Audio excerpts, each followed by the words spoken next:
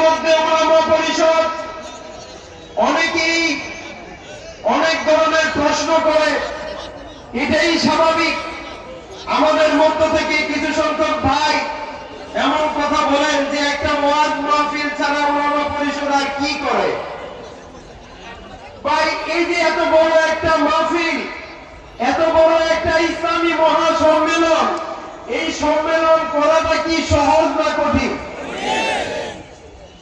আপনারা কষ্ট পেয়েছেন? এই এত বড় সম্মেলন করা সহজ না কঠিন?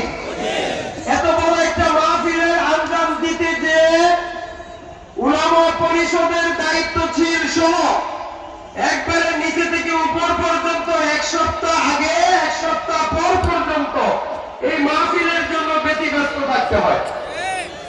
বিশেষ করে যে সমস্ত ওয়াইজিনেরা আমাদের এখানে দাওয়াত গ্রহণ করে, আপনারা জানেন আমাদের দেশের বাঁচা বাঁচা উলামায়ে কেরাম যিনাদেরকে বছরকে বছর আগে সিরিয়াল দিয়েও পাওয়া যায় না, উলামা পরিষদ তাদের মেহনতের বদৌলতে তাদের সাথে সুসম্পর্ক থাকার কারণে আমাদের এই উলামা পরিষদে তাদের তাশরীফ আওয়ারি হয়।